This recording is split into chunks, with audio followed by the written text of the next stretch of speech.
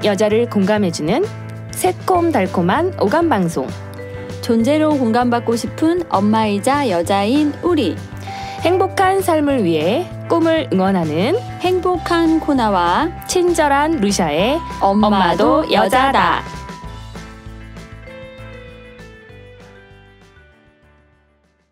안녕하세요. 안녕하세요. 안녕하세요. 네, 오늘은 스튜디오에 굉장히 젠틀하시고 스마트하시고 따뜻한 분이 와 계셔요. 너무 멋있어요. 이 스튜디오가 훈훈해지는. 네, 행복하네요. 저희 너무 사심 게스트를 많이 모시는 것 같아요. 자, 저희 엄마도 여자다 청취자분들께 간단하게 인사 말씀과 본인 소개를 좀 부탁드릴게요. 네. 우선은 라디오가 이런 장점이 있네요. 보이지 않으니까 네.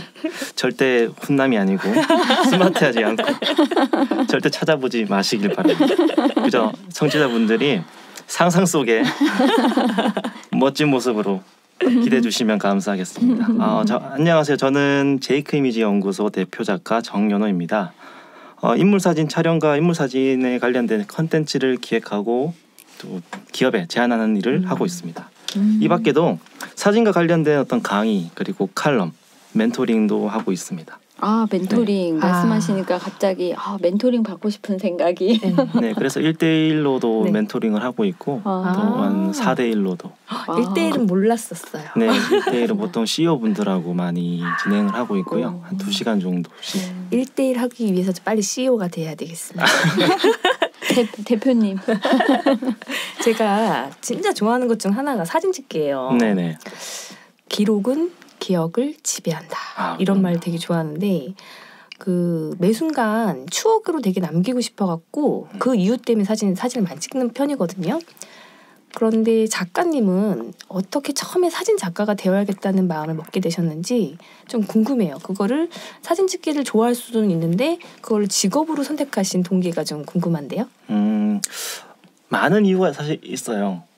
사실 처음부터 이제 대학교부터 사진을 되게 좋아했었는데 쉽게 선택을 하지 못했던 이유가 사진으로 과연 그렇게 좀 돈을 벌 수 있을까라는 어떤 막연한 불안감도 많이 있었고 그때는 이제 그렇게 시작하지 못했는데 제가 회사를 그만두고 유럽 여행을 떠났었거든요.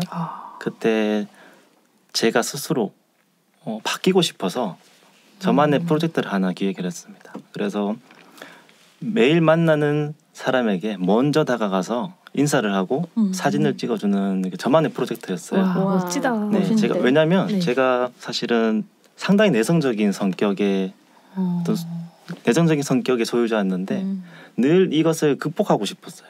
그래서 남들처럼 리더십 있고 멋진 모습으로 사람들 앞에서 나가서 발표하는 모습을 항상 꿈꿔왔었는데 그게 쉽지가 않았었거든요. 그걸 프로젝트처럼. 네, 그래서 사진을 하면서 조금씩 제가 변화되는 모습을 보니까 정말 좋은 사진이라는 게 정말 좋은 도구구나. 그때 그렇게 느꼈던 게 아마 시작을 하게 된 계기인 것 같고요. 지금 계속 이 일을 할 수 있게 또 원동력이 돼주는 어떤 또 다른 계기는 아마 CEO분들과 그런 VIP 분들과 많은 교류를 하면서 항상 조언을 많이 받고 사업적인 조언을 많이 받고 해안도 얻고 또 그분들이 촬영을 많이 어려워하시는데 제가 많이 컨트롤해드리고 멘토링도 해드리면 코칭도 해드리면서 그분들이 제 사진을 보고 정말 만족해하시는 모습을 보고 사진을 선택하기 정말 잘했구나 라는 생각을 매번 하게 되는 것 같아요. 사진으로. 네. 너무 좋은데요. 말씀 들어보니까 전공하시던 분야에서 지금 사진작가로 직업을 바꾸신 거잖아요. 그렇게 바꾸시면서 갈등이나 이제 어려움도 있으셨을 것 같아요. 계속 해오던 공부를 안 하시고 이걸 어떻게 극복하셨는지. 역시나 많은 이유도 있습니다. 첫 번째는 좋은 스승님하고의 인연이 된 게 제 스타트로서 가장 좋은 복이었던 것 같고요. 정말 그분 밑에서 한 2, 3년 동안 열심히 잘 배우고 잘 가르쳐 주셔가지고 지금 이 자리에 사실 있는 것 같고 두 번째는 한참 스승님 밑에서 배울 때 스승님이 이러시더라고요. 이제 시작을 해야 되지 않겠냐.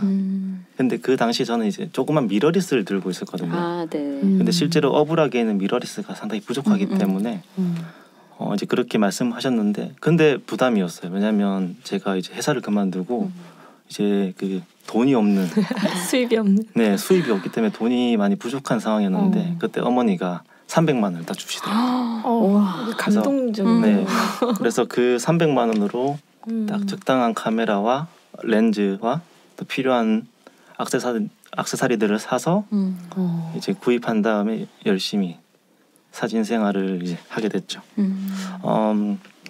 사실 그렇게 시작하면서도 어려움이 상당히 많았는데 실제로는 너무 힘들어서 실제로 제가 카드값을 내지도 못한 상황도 있었거든요. 그때마다 너무 불안하고 힘들어서 베개에 얼굴을 파묻고 엄청 크게 울었던 적도 많아요.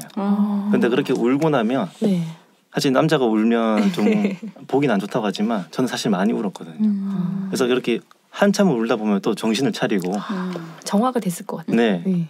그렇게 울었던 기억들이 조금은 어려움을 극복할 수 있는 조금의 도움은 됐던 것 같고 힘들 때마다 제가 수입이 없어도 항상 했던 게 신용카드로 알라딘 중고 서점에 가서 책을 많이 샀어요. 이걸로. 그래서 책을 사게 되면 조금이나마 제 마음의 위안을 좀 받고 나도 이렇게 열심히 살고 있구나라는 생각을 많이 했었어요. 그래서 지금 그 책들을 보니까 한 500권 정도가 있더라고요. 집에. 와.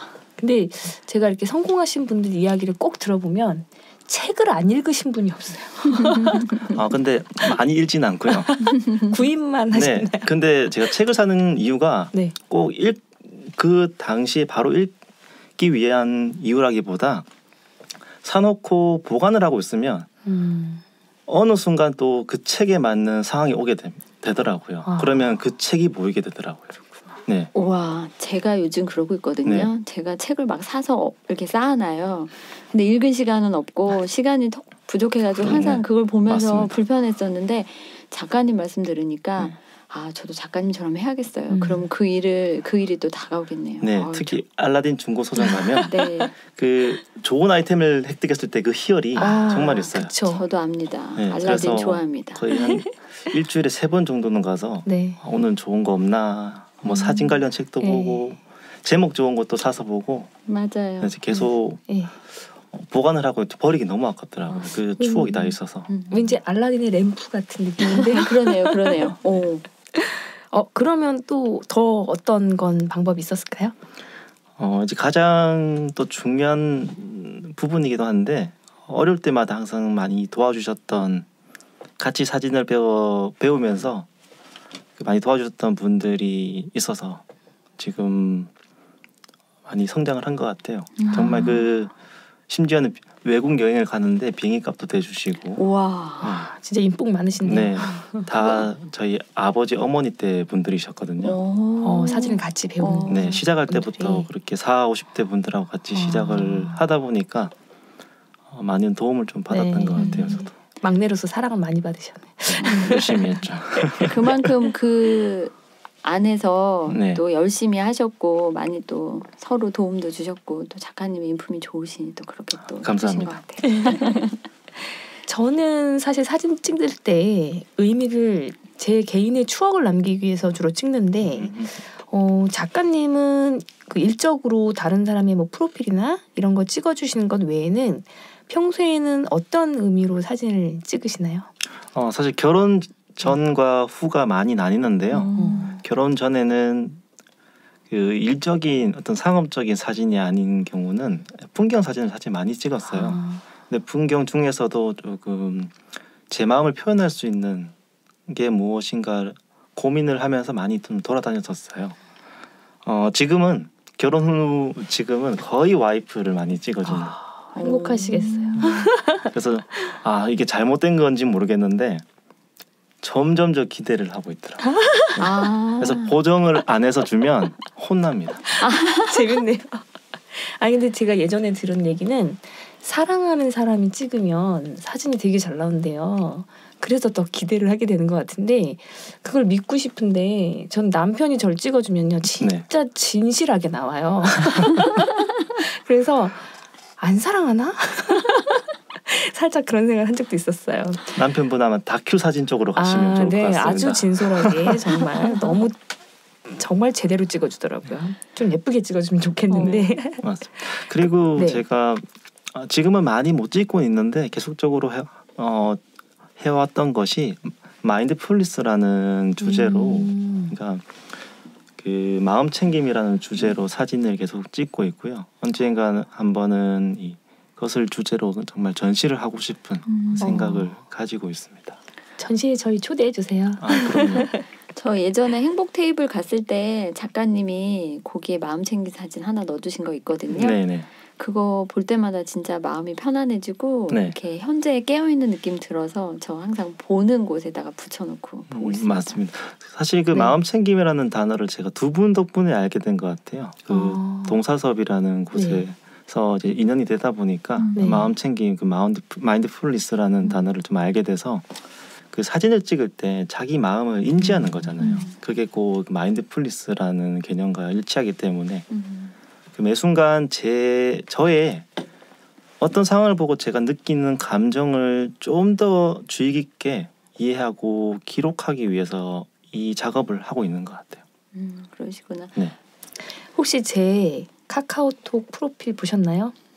네, 봤습니다. 그거 누가 찍어줬냐면요. 정연호 작가님 찍어주신 거예요. 어쩐지 느낌이 있고 느낌 있는 사진이죠. 맞아요. 그러니까 어떤 뭐 인물이 막 예쁘게 나온 그런 건 아니었는데 잠시 제가 멍 때리는 이 자세였어요. 근데 그 순간을 정말 알아차리게 해주셨던 것 같아요. 그러니까 그 화면 안에서 저의 모습을 제가 보고 있으니까 제가 그때 어떤 생각했는지도 떠오르고 저는 이제 행사를 진행하는 입장에서 순간순간 어디에 뭐가 필요할까를 보고 있었거든요. 그 순간을 정말 너무 딱 찍어주셨는데 되게 느낌 있게 나왔어요. 그래서 역시 작가님의 작품은 다르구나. 그래서 감사합니다. 그래서 너무 칭찬받았어요, 주변에서. 너무 예쁘다고. 맞아요. 네. 저 그 사진 그 루시아님과 이렇게 가까워지기 전에 루시아님 그 사진을 제가 어느 기회에서 봤는데 되게 프로페셔널하다라는 느낌을 받았거든요. 네. 그래서 되게 멋있으신 분이구나. 덕분에 저까지 살았던. 게스트 나오면 이런 게 좋군요. 너무 좋습니다. 네, 칭찬 샤워 받는 기분이신가요? 그래서 아까 그 와이프 되시는 분이 점점 기대를 하신다는 게 그런 그렇죠. 느낌이 있어서 그런 네. 것 같아요. 더 자꾸 바라게 되는 느낌? 나를 네. 더 멋있게 표현해주기 때문에 계속해서 네. 내가 어떤 모습이 나올까라는 그게 많이 궁금해하신 것 같네요. 오늘도 이따 마지막 저희 기대됩니다. 예쁜 추억 사진 하나 나올 것 같고요. 그러면 작가님은 제가 아는 거 정도는 뭐 프로필 정도 그런 거 알고 있는데 지금 대표로 계신 거기서는 어떤 분야의 사진들을 주로 촬영하시나요?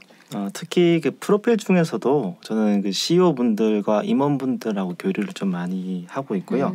이제 그분들이 프로필뿐만 아니라 어떤 가족 사진도 필요하기 때문에 프로필과 가족 사진을 좀 메인으로 좀 진행을 하고 있는데 사실 올해부터 제가 조금 더 다른 쪽으로 집중을 하고 있는 게 사진을 하나의 재밌는 놀이의 컨텐츠로 만들고 싶어서 그것을 좀 더 고객들이 쉽고 재밌게 즐길 수 있는 게 무엇일까라는 생각을 좀 많이 하고 있는 것 같아요. 그래서 그것을 기획하고 기업에 제안을 하고 있습니다. 사람들이 사진 찍을 때 사실은 되게 뭔가 어색하고 그렇죠. 네. 네. 저도 한번 강사 프로필 한번 찍어봤는데 처음에 너무 어색해갖고 제 얼굴 표정이 계속 굳어 있는 거예요. 근데 작가분이 저를 편안하게 해주니까 그리고 칭찬 되게 많이 해주시는 거예요. 뭐 연예인 아나운서 손미나 닮으셨어요. 막 이렇게 하니까 제가 자신감이 확 올라가면서 이제 좀 약간 포즈도 자신감 있게 포즈를 취하고 그랬거든요. 이 작가분이 어떻게 해주시냐에 따라 찍는 분의 표정도 살게 되더라고요. 그렇죠. 네. 근데 이걸 놀이로 하신다니까 맞아요. 다들 너무 좋아하실 것 같아요. 프로필도 사실 일반인이 프로필 찍을 일은 거의 없잖아요. 그렇죠. 뭐 정말 그 자기를 어필하거나 어떤 사업에 필요한 정도가 아니면 그런데 프로필을 찍는다는 게 사실은 어색하기도 하지만 또한 자기 자신을 또 아는 또 하나의 방법이거든요. 그래서 이건 다른 측면에서는 또 새로운 그 경험일 수가 있거든요. 그래서 그것을 좀 프로그래머해서 사람들이 좀 이쁘게 화장도 하고 멋있게 옷도 좀 차려입고 하면서 또 다른 색다른 경험이 되지 않을까라는 생각에 그런 아이디어를 좀 많이 제안을 하고 있습니다. 예, 저도 그때는 잠시 연예인이 된 기분이었어요. 맞아. 저는 재미하고 놀이라는 말씀에 훅 마음이 가네요. 제가 요즘 놀이와 재미에 좀 빠져 있어가지고. 자, 사물마다 그 내뿜는 색상이 있다. 이거를 전문 용어로 하면 뭐 노출의 정도 뭐 이렇게 하는데 그 사실 그 작가님이시고 하셔서 제가 그 좀 전문적인 질문으로 조리개, 셔터, 센서로 조절한다고 하셨는데 이게 이해가 어렵더라고요. 그래서 이거를 이제 청취자분들께 설명해 주시는 거를 제가 질문으로 뽑았는데 이게 그 작가님의 그 동영상 강의를 제가 들으면서 아, 요거는 좀 많이 들어본 용어긴 한데 전문적이어서 좀 제가 이해하기 힘들어서 이것도 사심 질문이에요. 그래서 그걸 좀 편하게 말씀을 부탁드릴게요. 사실 그 라디오로 설명을 드린다는 게 어려울 수도 있을 것 같아요. 이 부분에 대해서 제가 어떤 개념적인 부분으로 좀 설명을 드린다면 일단은 색이라는 게 빛에 의한 거잖아요. 저희가 다 아실 겁니다. 반사되는 빛의 파장에 따라서 다양한 컬러가 나오는데 저희가 어릴 때 과학 시간에 프리즘 아시죠? 네, 프리즘을 통한 빛의 분산 아실 겁니다. 빛이 들어오면 무지개 색깔로 쫙 나눠지잖아요. 사실 그것과 동일하다고 보시면 되는데 그렇기 때문에 촬영을 할 때 이 빛이 상당히 중요합니다. 그래서 그 사물을 비추고 있는 빛을 정확히 이해하고 촬영할 때도 정확히 체크를 해서 촬영해야만 그 사물이 가지고 있는 고유적인 컬러를 그대로 담을 수가 있거든요. 만약에 빨간색이 좀 밝게 나왔다 하면 빨간색이 아니라 좀 핑크색이 되겠죠. 맞아요. 그리고 어두워지면 좀 다크한 색이 되고요. 그것과 마찬가지인데요. 그래서 우리가 사진을 찍을 때 이 카메라를 통해서 사진을 찍는데 빛이 렌즈를 통해서 먼저 카메라로 들어오게 됩니다. 렌즈를 통해서 들어가고 그러면 바디에 있는 셔터를 통하게 되고 결국 마지막으로는 필름이나 센서에 빛이 닿잖아요. 그래서 센서에 닿는 거를 센서에 빛이 조사된다는 의미를 이제 노출이라고 표현을 하고요. 지금은 이제 폭넓게 사진 자체가 이제 노출이라고 표현하는 경우가 더 많습니다. 그렇게 말씀해 주시니까 그림이 그려지면서 얘가 요렇게 들어가서 찍히는구나라는 게 그렇죠. 그리고 아까 조리개와 셔터 그리고 센서를 말씀 주셨잖아요. 이 세 가지의 어떤 역할과 기능을 말씀을 드리면 빛이 전혀 안 들어오는 두 개의 방이 있다고 가정을 하면 됩니다. 먼저 조리개를 설명드릴게요. A방은 문이 엄청 큰 방이고요. B방은 문이 엄청 작은 방입니다. 어둡겠네요. 네, 둘 다 지금 상태는 빛이 안 들어옵니다. 동시에 문을 열었다고 가정할 때 당연히 A방에서 빛이 더 많이 들어오겠죠. 문이 크기 때문에. 그래서 조리개가 많이 열려 있을수록 빛이 더 많이 들어오게 되고요. 반대로 적게 열려 있을수록 빛이 덜 들어오게 됩니다. 이것도 이해가 굉장히 잘 되네요. 그렇게 말씀해 주시니까 굉장히 쉽게 다가오는데요. 그래서 이 조리개에 열려 있는 어떤 수치에 따라서 당연히 빛 사진의 노출, 즉 밝기가 달라지게 되는 거죠. 그렇군요. 그리고 셔터는 똑같은 개념인데요. 똑같이 방이 두 개가 있어요. 문의 크기가 같은 두 개의 방이 있는데요. A방은 10초 동안 문이 열리고요. 그리고 닫힙니다. B방은 5초 동안 문이 열리고 닫힙니다. 똑같이 문을 열었을 때 과연 어디 방으로 사람들이 더 많이 들어갈 수 있을까요? 10초 동안. 당연히 10초인 A방이죠. 그래서 셔터 스피드가 느릴수록 즉 오래 열려 있을수록 빛이 더 많이 들어오게 되는 거예요. 반대로 셔터 스피드가 빠를수록 셔터가 적게 열려 있을수록 빛이 더 덜 들어오게 되는 거죠. 얘가 되게 방에 사람이 통과하는 것처럼 빛도 빛의 양을. 빛이 들어오는 지속 시간이라고 이해를 하시면 되겠습니다. 빛을 갖고 노시는 거네요. 카메라가 가지고 노는 거죠. 카메라가. 제가 아니라. 그리고 마지막으로 센서는 센서 감도로 이제 표현을 할 수가 있는데요.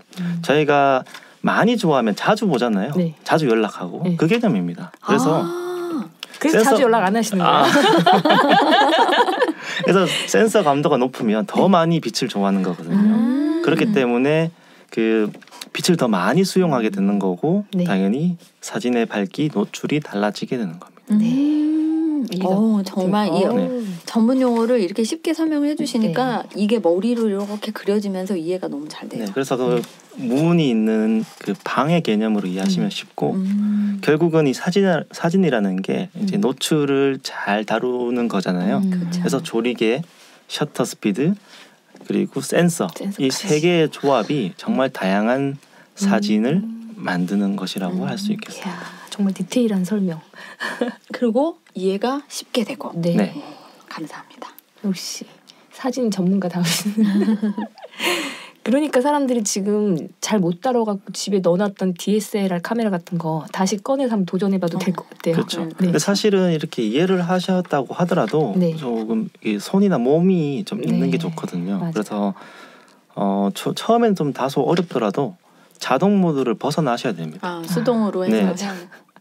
네. 정말 처음에 어려운데요. 그 수동 모드를 점점 익히시면 연습을 계속 하시게 되면 오히려 그 오토 모드가 더 답답할 정도로 정말 수동 아니면 찍을 수 없는 정도의 어떤 그런 실력이 금방 되실 겁니다. 네, 제가 미러리스가 있는데 꺼내서 수동으로 열심히 해보겠습니다. 네.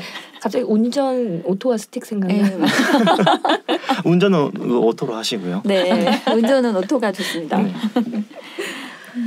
자, 그럼 저는 이제 사진을 좋아는 하지만 조금 어려워서 이것처럼 혹시 기능적인 부분보다 어떤 사진을 찍었을 때, 왜냐하면 사진 전시회 이런 거 할 때 살짝 어려웠거든요. 그때도 우리 뭐 이렇게 느낌, 그다음에 뭐 그 우리의 기쁨, 슬픔 뭐 이런 걸로 한번 책 내신 적 있으시잖아요. 네네. 그 생각을 하다 보니까 주제는 같이 줬는데 사람마다 어떤 사진이 기쁨이라고 생각할 수 있고 어떤 사진이 슬픔이라고 생각할 수 있고 그렇죠. 그 주제에 따른 어떤 그걸 찾는 거 그걸 어떻게 하시나요?